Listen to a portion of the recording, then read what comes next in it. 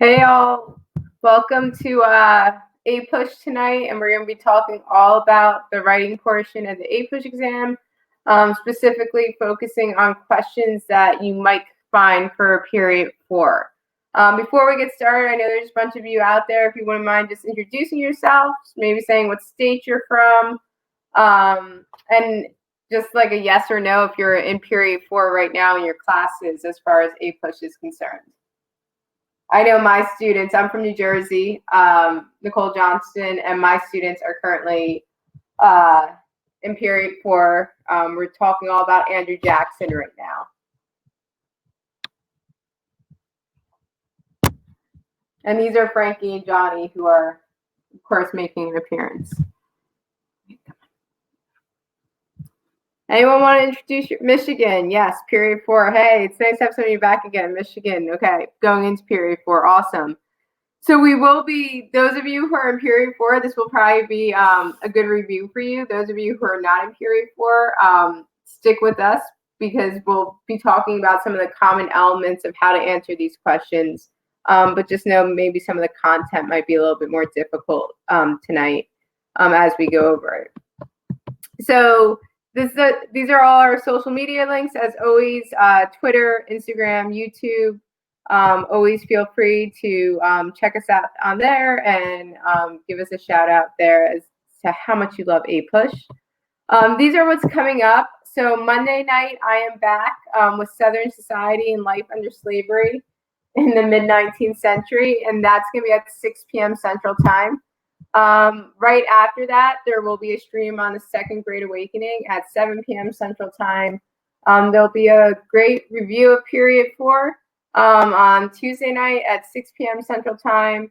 And then abolitionists and other reformers will be also on Tuesday night at 7 p.m. Central night. So you can do back-to-back on Monday and Tuesday night APUSH lessons. So, get a good hot chocolate or whatever and get yourself comfortable for those. This is what we're going over tonight. So we're really going to be focusing on short answers and then long answer questions, long essay questions. On November 7th, we're going to be looking at DBQs for period 4. So just know tonight, even though it says DBQ, we're probably not going to have time to get to that just because the long answer and the short answer will take some time. But what we're going to do is we're going to look at the writing rubrics for the short answer questions and the long answer questions. And then we're going to do 4 different practice questions for the short answer, because you'll see with short answers, there's different styles of questions. So we're going to touch upon every single style. And then we're also going to look at how best to answer a long essay question. So let's jump right into this and look at what the short answer portion, is that your cat? Yeah. So I have 2 cats who never want to be near me except when I'm doing this, and then have to be constantly in front of the screen. So one is Frankie, and the other one who has some white on his face is Johnny. That's Frankie who's doing the walk by right now. But anyway, so short answer questions. There's 3 questions on the exam. You will have 40 minutes to answer those questions. Each question is going to have 3 parts, an A, a B, and a C. And just know for this, when you are answering your questions, you can get A wrong, but still get points for B and C. So if you know A and B, but don't know C, don't let that frustrate you because they're grading you separately on A, B, and C. They're cute and for a time period, and then they get a little annoying. So anyway, with these 3 questions that you are going to be given, the first 2 are required. You don't have an option. You will have an option with your 3rd choice. So for your 3rd question that you have to do, you'll see that there's 2 last options and you get to choose between one of them. So the first 2 will focus on periods 3 to 8. Those are the first 2 questions that you have no choice. You have to do those 2 questions. Question 3 will focus on periods 1 to 5, and question 4 will focus on periods 6 to 9. And that's where you have your option between question 3 and question 4. So if you feel more comfortable with periods 1 to 5, you can do that question. If you feel more comfortable with periods 6 to 9, because maybe it's fresher in your memory, you can do that question. Come on, guys. Everyone get down. Let's go. Move out of the way. All right. So let's get a little bit more into the specifics about the short answers. And as we're doing this, if you have questions, feel free to stop me. Tonight's going to be a big night participating because you're going to be answering these short answer questions. So just some key facts. You know, these short answer questions, I know you all love to put fluff in your writing at sometimes, right? They don't, no fluff here. Get to the point. We're talking, some of these short answer questions can be answered in one sentence. But really, none of these short answer questions, like that A portion, that B portion, that C portion, shouldn't take more than 3 sentences at the most. Get to the point, no fluff, no thesis statement. Writing complete sentences, right? So no paraphrasing or anything like that. Verb, subject, capital letter to start your sentence, punctuation at the end. Make sure you have a complete sentence. And label your answers, okay? So make sure it's very clear that this is 1A, this is 1B, this is 1C. You're not writing this all in one big paragraph. That is super, super important that you label those answers. And we're going to do practice ones, so this will become a little bit more clear as we do the practice questions. So these are going to be our practice questions. Before we jump into answering them, does anyone have a question? Otherwise, we're going to jump right into this. And all the practice questions that we're going to be doing tonight, you can easily find them on the Fiveable page under resources, where normally you would like find the slides for the stream. I put a Google Doc there of all the questions, just so if you want to be taking notes as we go along, as we're answering them. These might be questions you're going to see similar to questions you might see in your class for period 4. Okay, Brian, get down. So it would be good to take notes on these. So this is like what one of the questions would look like, and you have to answer A, B, and C. And remember, you're going to label it as you're answering. So incomplete sentences in this chat here. Let's start answering A. Briefly explain the significance of the Marshall Court during the first quarter of the 19th century. So let's see what people come up with A. Don't be shy about doing this, right? Practice makes perfect. It's good for us all to kind of just throw out our ideas of what we think about the Marshall Court and any significance it might have. And I'll just, as we're going through this, like Marshall Court, think like Marbury versus Madison, McCulloch versus Maryland, Gibbons versus Ogden. Yeah, so write in the chat what you would put down as your answer. Let's all just share our answers together. The Marshall Court gave the federal government more power and control over the states. Good. So definitely a huge significant point about the Marshall Court, that we see the expansion of federal power and kind of tipping of the balance, so to speak, that federal power becomes like this and we see state government power move down like that. Anyone else want to try to answer A? The Marshall Court established the concept of judicial review. Good. So giving the central government more power and less to the states. Exactly. Awesome. So we have the concept of judicial review being established. Anyone else these are all awesome answers that you're putting in here so far about what the Marshall Court did. So the big thing whenever we're talking about the Marshall Court has been covered by Zoe and Becca, which Becca, I'm hoping I'm saying your name correct. It's the idea that we see the expansion of federal government, and they both phrased that very nicely. When was it originally implemented? When was what originally implemented? Nina, just clarify. Are you talking about judicial review or something else from this question? The Marshall Court. So the Marshall Court would be when John Marshall becomes Chief Justice of the Supreme Court. So Adams, prior to leaving office as president, is going to appoint John Marshall Chief Justice. So this is going to be in that, thank you, 18 – thanks, Kim, for the specific dates there. Appreciate that. So John Marshall, he is one of the more powerful Supreme Court justices that we have, but everyone did a good job of how we would want to answer A. The big thing here, and just so we all get practice with this, is when you are answering your question, so like write literally 1A, and then you would want to type your answer. So for instance, this is the answer I had prepared. I'm just going to share it with you all in the chat here. And again, I labeled it 1A, and then there's my answer. So this is, again, one sentence would have been fine. I'm an overachiever. I put in 3 sentences, which wasn't really necessary.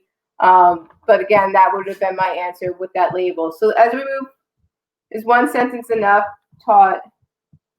Yes, one sentence is more than, yeah, one sentence is definitely fine. Some of them you need more than one sentence. Never go really more than 3 sentences. But yes, one sentence, if you look at the examples that some of the other students had put in the chat there, one sentence was definitely enough to answer this question. All right, 1B. Briefly explain how one of the Supreme Court cases under Marshall supports your answer in Part A. So here, we're all talking about the expansion of federal power, right? And the fact that the central government is getting stronger. What court case can you use to prove that? And don't just name the court case. You have to say how that court case proves your point. And again, remember, try to label it 1B as you're doing this.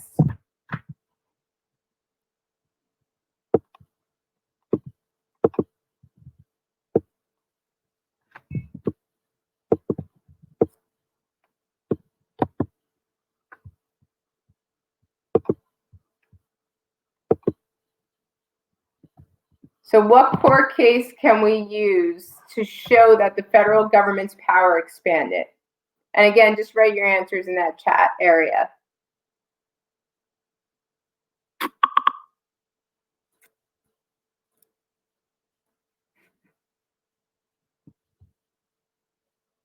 The case of, thank you for labeling it, thank you all for labeling. The case of Marbury versus Madison helped to expand federal government powers by using the power of judicial review. Very nicely said, Carter.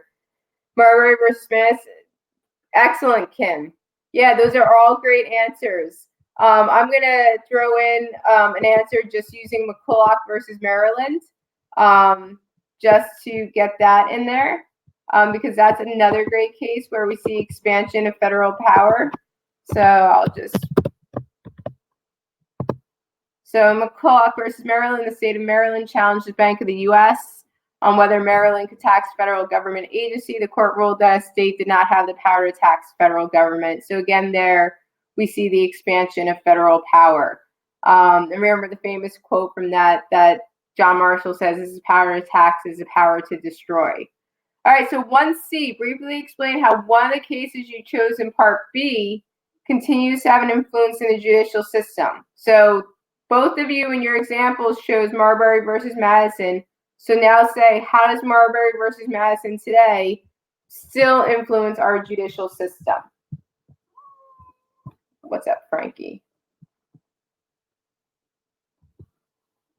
What?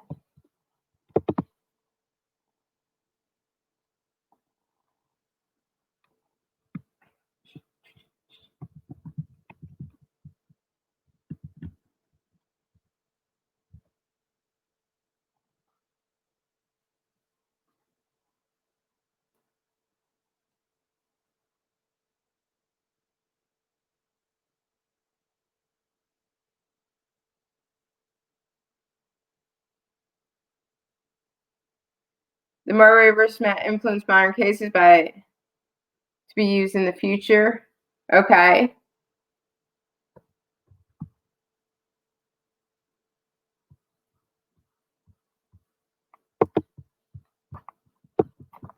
See, and go back to, so we just want to make sure when we're doing C, sometimes where students tend to make mistakes is they kind of say something very similar to B or to A, because sometimes C might be asking you to comment or expand on B or A. So we just want to make sure we take it a step further. So like Kim, yeah, what you just did there is great as far as taking it a little bit further and explaining judicial review. So Carter, for your answer, what you would have wanted to do is like talk about the fact that today the Supreme Court is still ruling on the constitutionality of laws passed by the legislative branch. That's just taking it a step further than your B answer. And you just want to do that to be safe. when it comes to these short answer questions. You want to make sure that that C question either always adds another example or takes it a little bit further. Could you give an example of a court case today that continues to prove the idea of judicial review? Sure. Great question, Nina. If you look at, a few years ago, President Obama's legislation on healthcare, so what's known as, a lot of people call it Obamacare, but it's commonly known as the Affordable Care Act, that was passed by Congress and signed by President Obama. That went before the Supreme Court, where the Supreme Court had a rule whether or not that law was constitutional or not, and they did rule that that law was constitutional. So that's an example right there of judicial review, because the Supreme Court was ruling on the constitutionality of the law.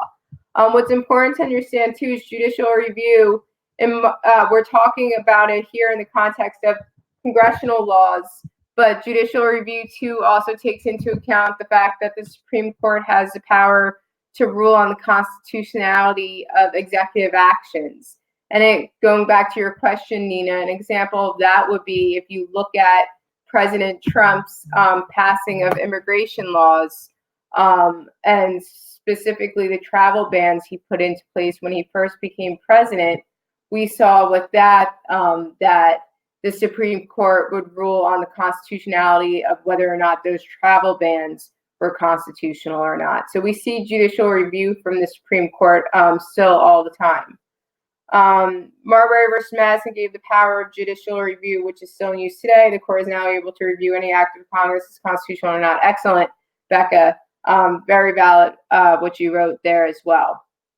So this sums up that short answer question. Does anyone have a question about this style of short answer question before we move into the next style that you might see?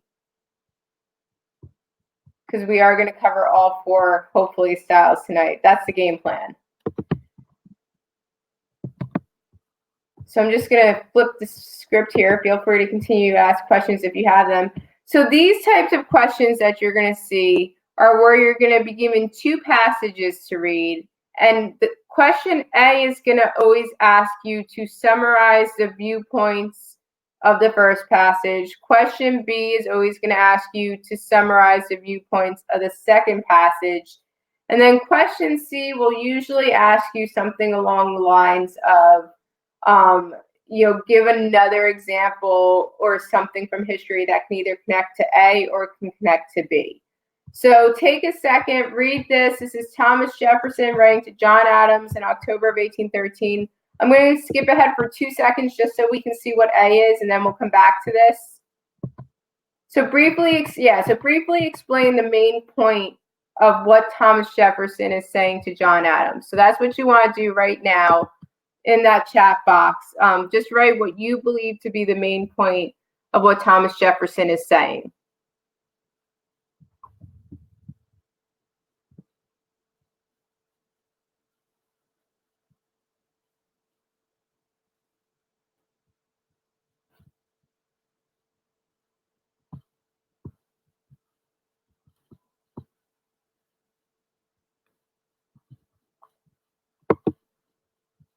Come on, bud.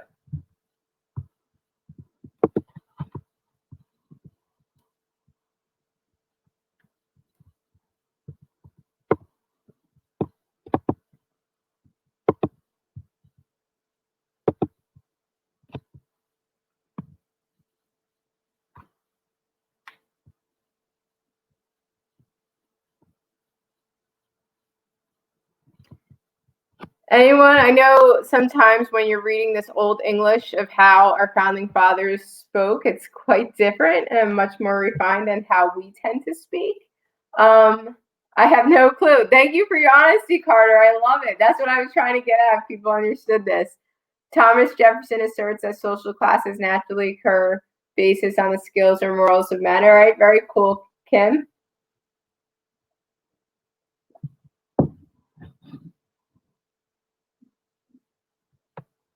So if I was, and I'll explain what he's saying here. I'm just gonna, put an answer here. So Thomas Jefferson basically is talking about Enlightenment thinking here. And recall, Thomas Jefferson really drafted the Declaration of Independence, which has a lot of John Locke's ideas in it. So he was a big reader of John Locke.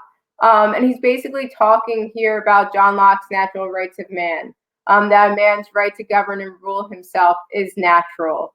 And the fact that, so again, going back to the whole idea that we had about king and queens, and how that John Locke basically was talking about how that's not great because everyone is born with these certain natural rights. And also some of them are the fact that if you have these virtues, you have these different talents, that you do have the power to rule. But he's also talking about the fact that Kim brings up is this whole idea of the aristocracy, right? The fact that there's just going to be this natural separation of men within society, where you are going to have people that have virtue and talents to better lead than you're going to see in others. Come on, buddy, get down. All right, we're going to switch now to the second passage. So B is going to ask you again, what is the viewpoint we're seeing in this passage?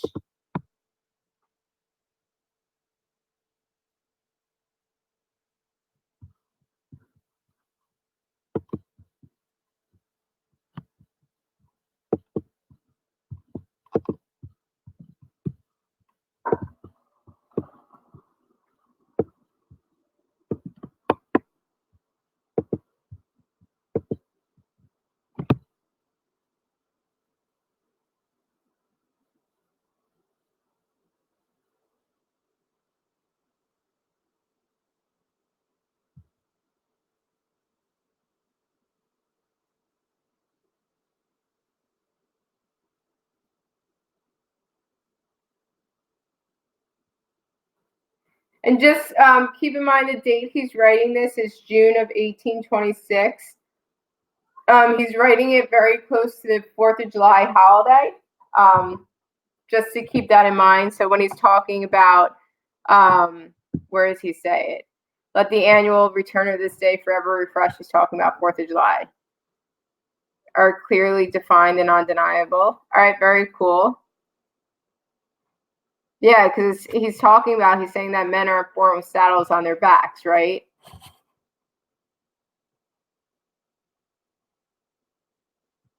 Based on God-given rights. Yeah, it's actually fascinating when you think about it, how often our founding fathers brought God into discussion, especially when you think about the whole idea of separation of church and state that's present.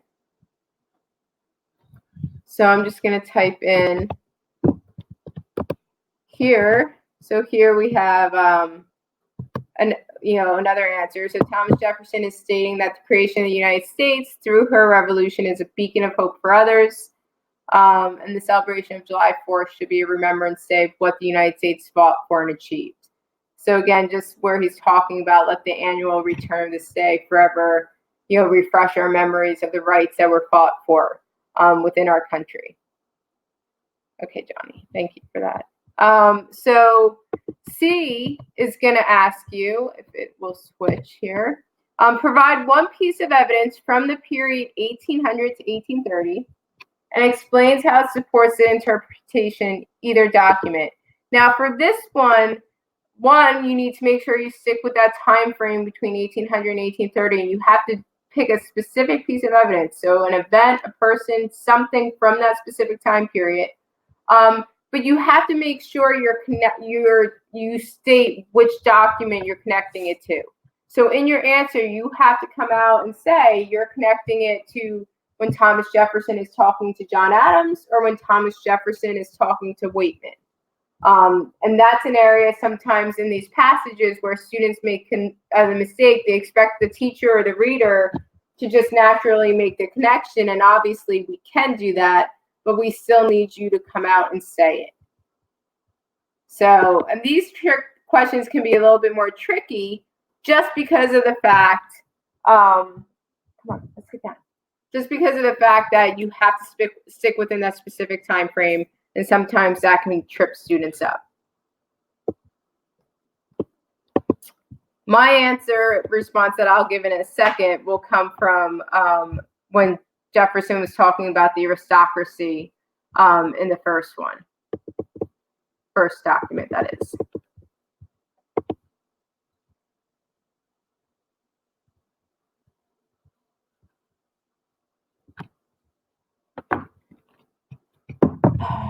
Okay, let's see. The second letter from Thomas Jefferson relates to the War of 1812 because they focus on United States independence. Yeah, I mean, that's an awesome answer, Carter, because he is talking about the fact that we need to remember what we fought for. In a sense, the War of 1812 is almost like the second American Revolution or a second fight for independence. So that's a great connection you just made. Does it have to be a document? Nina, it's better if it's an event, not a document, for this type of question where they're asking for a specific example.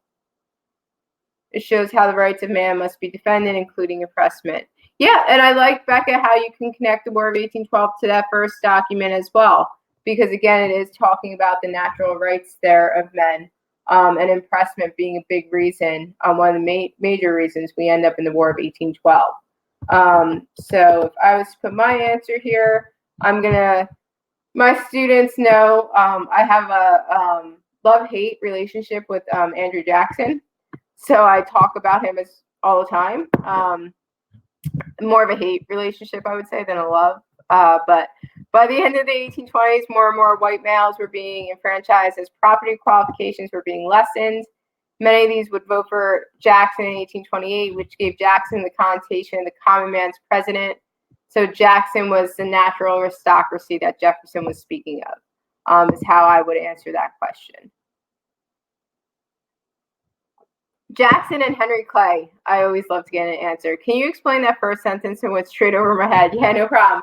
So basically what it's saying is by the end of the 1820 time frame, we're seeing that some of the voting regulations that have been in place all those years are gone. So for the most part, this time at the end of the 1820s, in order to vote, you just have to be a white male. Property qualifications, which used to be one of the things that you had to have in order to vote, they no longer look at that anymore. Now you just have to be a white guy, a white dude, and you can vote, right? Before you had to be a white dude and own property. Now you just have to be a white dude. So the first sentence is just talking about the fact that by the end of the 1820s, more people are able to vote, but specifically more white men are able to vote, because women and then African Americans at this point in time still don't have the right to vote. So mine is talking about, so here when I'm talking in that last sentence, when I was saying Jackson was the natural aristocracy Jefferson spoke of, that's taking it back to that first passage where Jefferson is talking about the aristocracy. So again, like NC, you don't literally have to like come out, you just have to make the connection to the passage. So by me bringing out some of the words from the first passage, that would show that's from the first passage. All right, cool. So we are moving on to our third type of short answer question here, which a lot of times you might see a good political cartoon. I'm going to read what they're writing because I'm noticing it might be a little bit difficult to read these sayings. But basically, this dude holding on the left here is supposed to be Andrew Jackson. And it says, the many-headed monsters came to life. Old Nick, I'll stick and fly to Araby by the eternal. And then down at the bottom, it says, on the way to Araby. This dude on the ground here, there's things like no monopoly, deposits, specie currency. And then in the middle, it says, stop general, like the prophet Elijah. He has left his mantle with me. I hope it will fit. And then the dude on the right says, general, allow me to introduce an old friend with a new face. And he's holding the face of a person with horns that says Charter of the Bank of the United States for 30 years by the legislature of the state of Pennsylvania. So this is a cartoon again. Like I said, I like to talk about Jackson. I'm not the only one, by the way, who likes to talk about Jackson. Without fail, there's usually some sort of King Jackson essay question or multiple choice question or something on the AP exam. I've been teaching AP history for 6 years, and there's always been some sort of King Jackson question because the AP exam loves to talk about Andrew Jackson as well.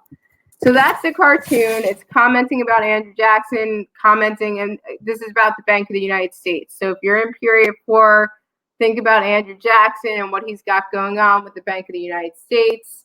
And here are going to be your questions. So A, explain the point of view reflected in the cartoon above regarding Andrew Jackson and the Bank of the United States.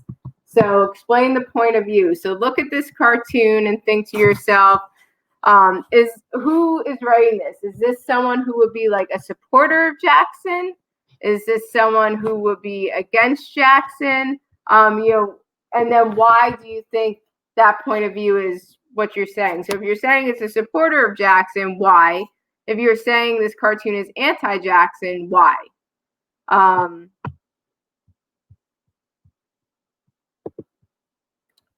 just leave the cartoon up there for you as you answer this question. What is the point of view? So pro-Jackson, why? Anti-Jackson, why?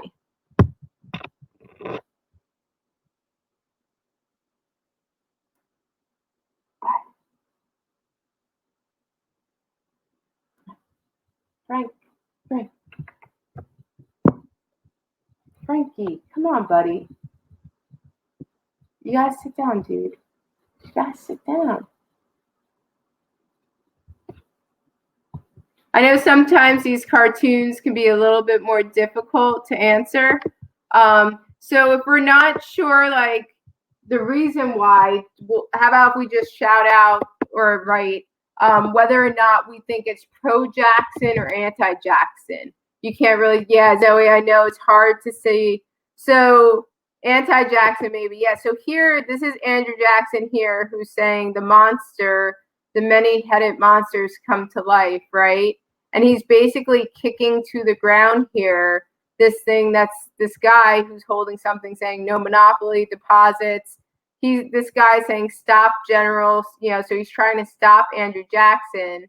And then you got this dude over here saying, General, allow me to introduce an old friend with a new face. And he's talking about the Bank of the United States, because remember at this time it's the second Bank of the United States that's come to being. So this cartoon relates Jackson as freedom from tyranny. Jackson worked to get rid of the bank, and this cartoon also shows the bank as evil. Okay, so Becca's looking at the cartoon showing the bank as evil because you do have that dude on the side there who's kind of standing talking about, let me introduce you to a friend, and it looks almost like a devil's face because of the horns, right? And so Nina, pro, because he's fighting the Bank of the United States, which is evil. I think I'm going to shock everyone here when I throw in this answer. So Andrew Jackson, yeah, and he did, Zoe, very good. He did veto it, yeah.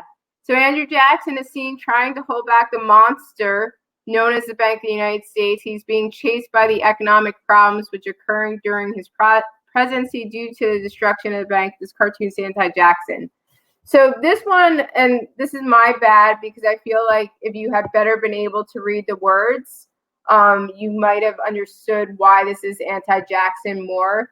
But this dude here in the middle, who's kind of like being stomped to the ground, who looks like Jackson's kind of kicking in a sense, he's showing all the economic problems that Jackson has caused by, as Zoe mentioned, vetoing the second Bank of the United States. So this kind of throws you off, the devil's face saying, let me introduce you to a friend.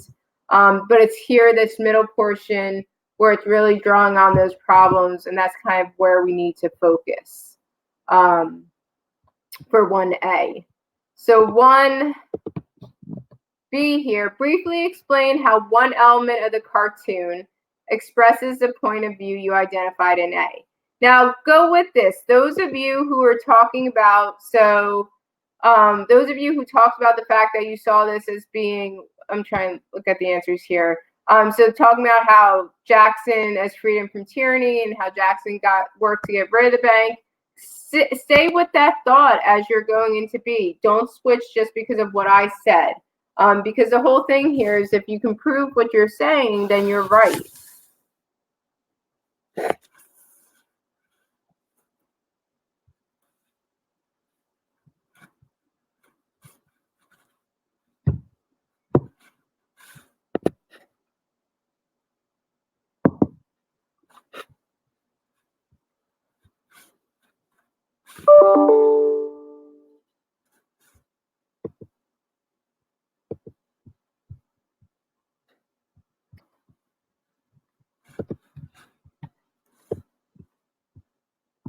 So like my answer is going to focus on how this is anti-Jackson, right? Because that's what I went with in A. Don't fight, buddy. So I'm going to say the specie circular was created once the bank was destroyed to enable people to purchase more land. The purchase of land was to be done with gold and silver. In the inflationary time of speculation, the federal government had put its monies into pet banks. So I'm basically pointing out all the things that that guy who's being stomped on by Jackson is trying to say.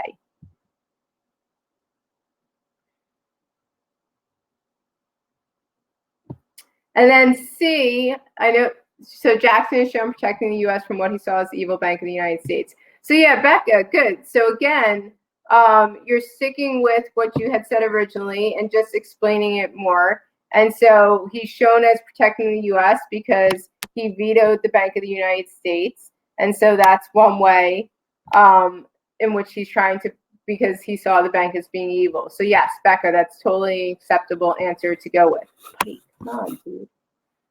These cats tonight. What about 1C or 3C? Thank you, because we are on question 3 here. Explain how the point of view you identified in point A helped to shape one specific United States government action between 1832 and 1840.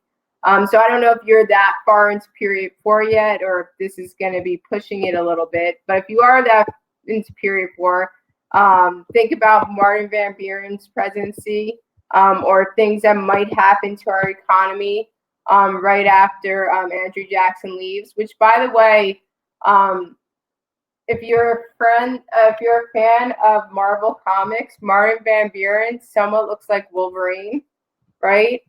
In a sense, they could be related.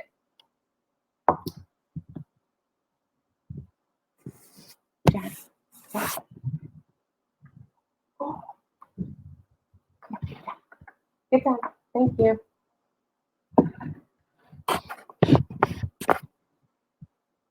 Martin Van Buren, also known as Martin Van Ruin, because of what happens to the economy during his presidency, which actually wasn't his fault, but was Andrew Jackson's fault, which takes us back to C here.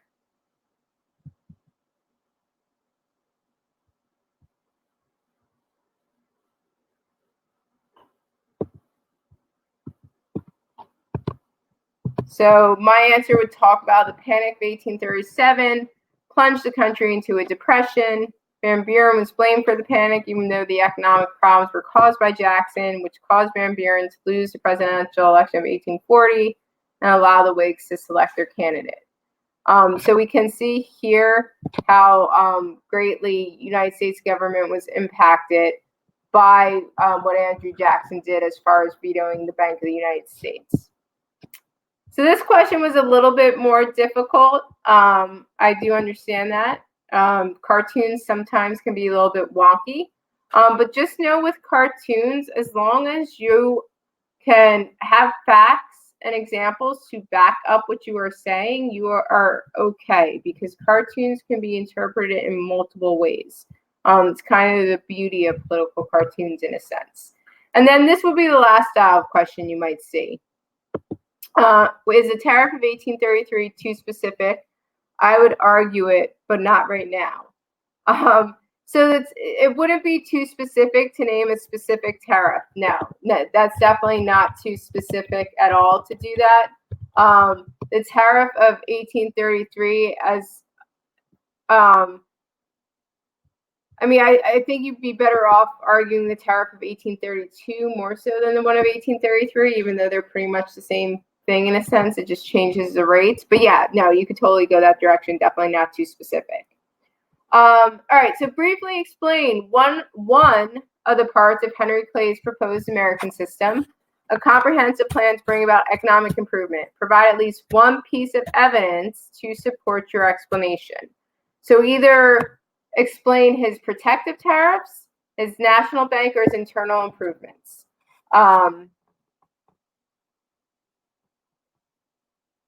So Nina here will be talking about, specifically the tariff of 1833, which is totally cool to do. That's one way of answering this question and just explaining it. What else could we do as far as answering this question is concerned? And this is our last short answer, and then we're going to be talking about the fun long answers after this.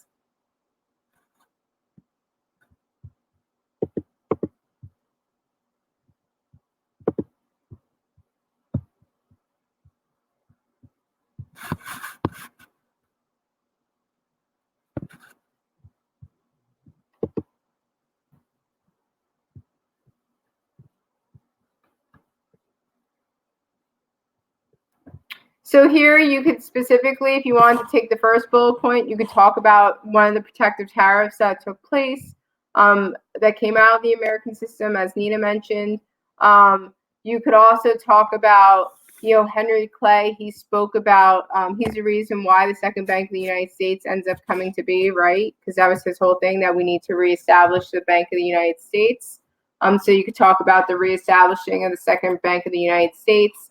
And then internal improvements, you could talk about the fact that Henry Clay wanted to take the money that was coming in from the protective tariffs and use it to build turnpikes and canals and different connections within our country. And how, well, we'll get into the criticisms in B.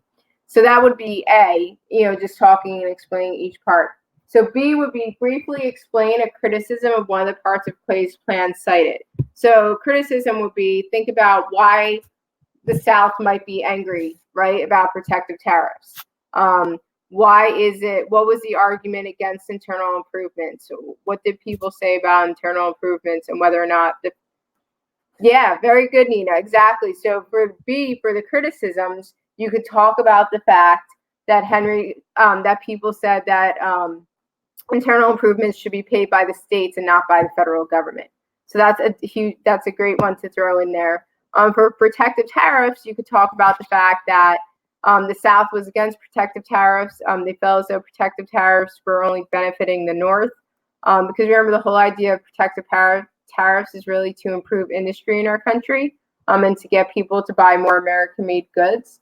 And industry at this point in time was in the North. So that was a huge criticism of the protective tariffs. And then C, identify and explain the role played by one individual or group that was critical of one of the parts or the entire plan for an American system. So here you would want to talk about either a specific political party, or you might want to talk about a specific individual who was extremely critical about either protective tariffs, the national bank, or internal improvements, and talk specifically about the role they played within that criticism. So I'll give you all a second to think about that, and then we'll jump into answering that.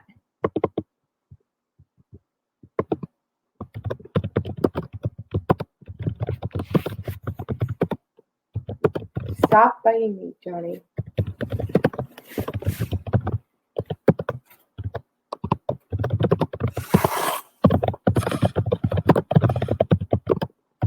Stop.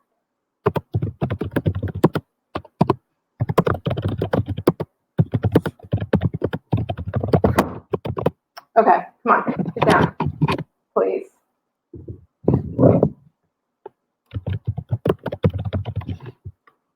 The cat just spilled my water all over here. Which president made the Erie Canal again? So the Erie Canal in New York was actually paid for by the state of New York. It actually wasn't paid for by the federal government. And that goes to the whole idea of whether or not the federal government should be paying for these things.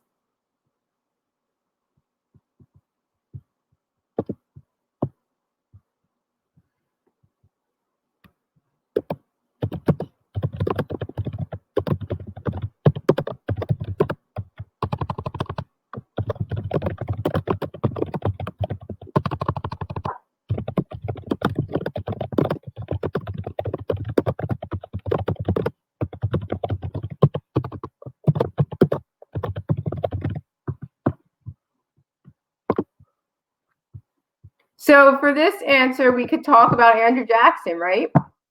We could easily say Andrew Jackson was critical of the national bank, and a role he played was he had the Second Bank of the United States. When it was up for its recharter, he vetoed it, which ended up collapsing the Second Bank of the United States. So that's one specific individual who we could pull out, who is critical of the part of the plan, right? And then his action and being critical of what he did. So that is something that we could totally use there to answer that question. All right. If there's no other questions about short answers, we're going to move into long essays, but I'll give you a second in case you have a question before we jump into that. Does the criticism have to agree with what you said in A? Good question, Nina. For that question specifically, it does not, because the question says that was critical of one of the parts or the entire plan. It doesn't ask you to reference something you've already answered in A or B. For some of them, and I'm glad you picked up on that, because sometimes for C, they do ask you to reference something you've already said, but that question did not. But that was good that you were looking for that, because most of the time in C, you will see that. All right, so for the long essay question, you have to do one essay. You have two choices to choose from. What you need to do in your essay, think of this as like the classic 5-paragraph essay, right? You want to have a thesis statement. You want to support your thesis statement.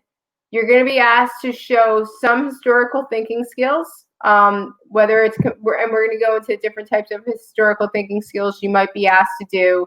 And then you're going to have to synthesize your answer. And we're going to get into everything that all that means. These are the historical thinking skills that you might have to answer. Now, when they give you the choice of two essays, both essays will be using the same historical thinking skill. It's just that they're going to have different content attached to them. So one historical thinking skill is causation, the ability to identify, analyze, and evaluate relationships among multiple historical causes and effects, distinguishing between those that are long-term and proximate. The other one will be continuity and change over time. The ability to recognize, analyze, and evaluate the dynamics of historical continuity and change over periods of time of varying lengths, as well as the ability to relate these patterns to larger historical processes or themes. Comparison will be describe, compare, evaluate historical developments and processes across place, time, and our societies or within one society. And then periodization explains ways that historical events and processes can be organized within blocks of time, identifying turning points that begin and end periods.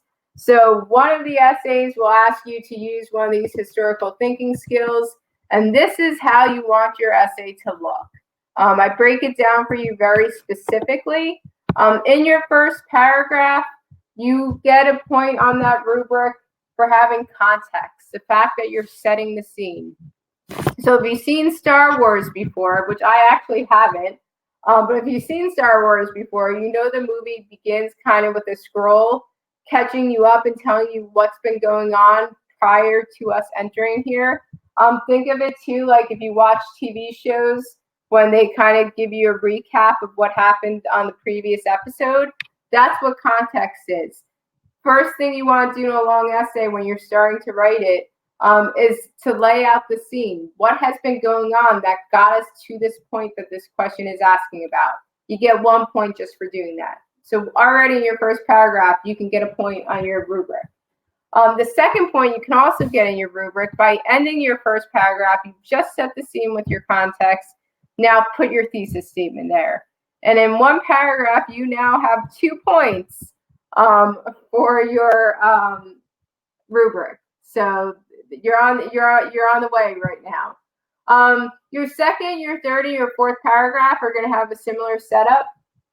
So your second paragraph, you're going to start with a topic sentence connecting your first piece of evidence. So ideally in your thesis statement, you have 3 pieces of evidence that you intend to prove, right? So now your topic sentence, your very first sentence of your second paragraph will start us off with that first piece of evidence that you intend to prove.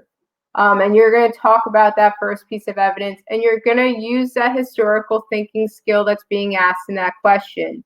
So if this is a comparison essay, you're going to be comparing and or contrasting in that second paragraph with that evidence that you're using.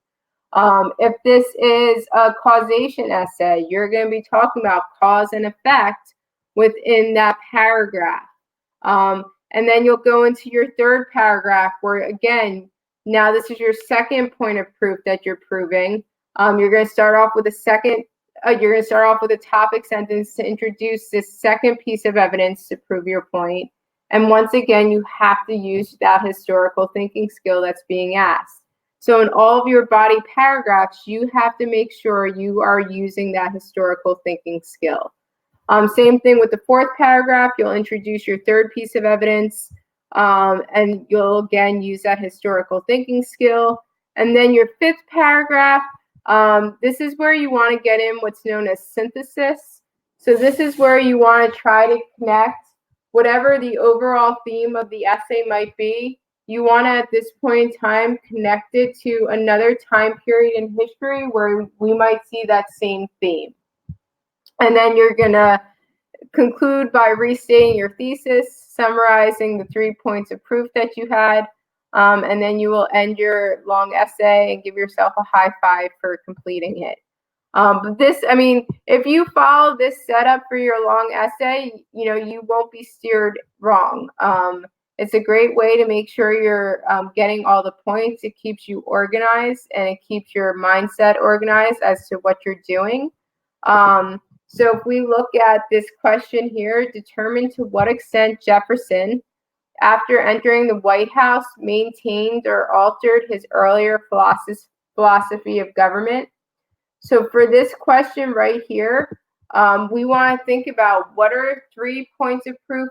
Well, first of all, what are we going to say? Did he maintain his philosophy, right? So Jefferson was part of the Jeffersonian Republicans or Democratic Republicans. They go by both names. They believed in state rights. They believed in an agrarian lifestyle, so they believed in supporting the farmer. They were pro-French. So did Jefferson maintain those beliefs throughout his presidency? And so we either want to have 3 points of proof that he did, or we want to have 3 points of proof that he did not. Or you can make the argument that he so going with what Susan's going with here, you can say he mostly maintained it, but maybe there was an element where he didn't maintain it. So that's what you want to do, for your thesis here. And remember, our very first paragraph, we want to start off with context. So our context would be laying the scene of Jefferson. So our context would do kind of what I just did. Jefferson was elected as a Democrat-Republican. Democratic Republicans were pro-French. They believed in supporting the farming lifestyle. They believed in more states' rights, and they were against the Bank of the United States. That's kind of setting the context of getting my point for what the context is, right? Like I'm setting the scene as to who Jefferson was prior to getting into the White House, which is what you want to do with context. Set the scene before we get into the moment of what the question is asking. For my thesis statement, there's lots of different things from Jefferson's presidency I can pick out, but I can talk about the fact that for the most part, Jefferson did maintain his Democratic Republican beliefs. This is evident in his support of the agrarian lifestyle. It is evident in his support of states' rights. But we do see Jefferson stray when it comes to the Louisiana Purchase. Because remember, Democratic Republicans tended to be strict constitutionalists. Purchasing the Louisiana Purchase was kind of more of a loose interpretation, right? The Constitution doesn't say you're allowed to purchase land, but Jefferson used his power of treaty in order to make that happen, which is kind of stretching in a sense. So I would make the argument that yes, kind of what Susan said, for the most part, yes, but he had this one little thing that went against his beliefs of being a strict constitutionalist. And so then in my second paragraph, I would stick with, one of my points. So I would talk about how Jefferson supported the agrarian lifestyle. And I would talk about, the different things he did to do that. The Lewis and Clark expedition, looking at new places to farm land and trying to expand our country to make it more suitable for farmers. and then I would talk about all of that in my second paragraph. My third paragraph, I would focus on states' rights and the fact that Jefferson tried to diminish the power of the federal government. And he did this through, spending less money on our military, because a lot of people see sometimes when you spend money on military, is that strengthening your federal government. So I would give examples of ways in which he actually made our central government or our federal government smaller, which would, in a sense, make it less powerful. And then again, that third body paragraph, which is technically my fourth paragraph, I would go into talking that, for the most part, we saw this Democrat, Republican, and Jefferson. But one of the big things was the fact that they believed in a strict interpretation of the Constitution, but the way in which Jefferson went about purchasing the Louisiana Purchase through the power of treaty was more of a loose interpretation of that power. And so that's one area in which he did stray from his beliefs. At the same time, though, that huge swath of land that he purchased within the Louisiana Purchase did maintain his agrarian and farming lifestyle beliefs. So did he stray for a second to get back to his core beliefs of farming and the agrarian lifestyle, which is an interesting thing to think about. And then my synthesis would be, so did the Democrat Republicans had a very strict interpretation of the Constitution. That's why they were against the Bank of the United States, because of the fact that they believed nowhere in the Constitution did it say Congress could create a bank. So him purchasing the Louisiana Purchase, that's more of a loose interpretation of the Constitution. And then again, you edit, you summarize you restate your thesis, you summarize your main points that you tried to make again, and you synthesize. So here you could talk about any president in history who might have come in and changed their beliefs, or, well, in this sense, you might want to talk about a president in history who maintained their beliefs or altered their beliefs as president, which would connect to this question that was asked here. And you could pull out any president from history to kind of talk about that. And maybe if you found a good example of a president who slightly changed their beliefs, as we saw Jefferson do, but did it because they felt as though it was really for the betterment of our country, which Jefferson saw when he was purchasing that Louisiana Purchase. And then you have your long essay, 5 beautiful paragraphs, and it's all completed. I know we kind of rushed through. We took so much time on the short answers, which is a good thing, that we kind of rushed through this long essay in a sense. But as far as the components of what are required in the long essay, does anyone have any questions about that part of it?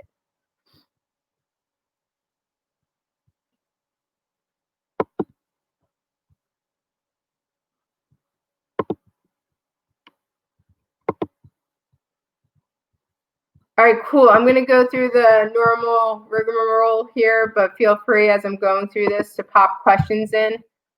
So Monday, I'm back with Southern Society and Life Under Slavery in mid-19th century. We're really going to, as much as we're going to talk about slavery in mid-19th century, we're going to start from when slavery first starts in the colonies, and then bring it right straight through the 19th century so we can see how it grew within our country.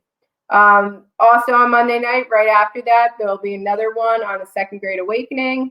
So that's 6 and 7 p.m. Central on Monday night. And then Tuesday night, there's 2 more, again at 6 and 7 Central, a review of Period 4, and then also abolitionists and other reformers. Here we are on social media, Twitter, Instagram, YouTube. I appreciate all of your contributions tonight. This was definitely the most interactive stream I did, and it was set up that way because you all had to contribute, and it wouldn't have worked if you did not. So thank you for doing that. Feel free if you want to, like to Fiveable, if you want to write out a long essay and submit it and we give you feedback on it, totally cool and happy to do that. Because practice makes perfect when it comes to these types of questions. And once you get the skill down of how to answer the questions, everything else is easy peasy. So feel free if you want to do that, just submit it to Fiveable, and I'm happy to go back and take a look at it and offer you some feedback as best as I can. Thank you so much for joining me. I hope you have a lovely night. I hope you have an awesome weekend. And I hope to see a lot of you again on Monday evening. Thank you.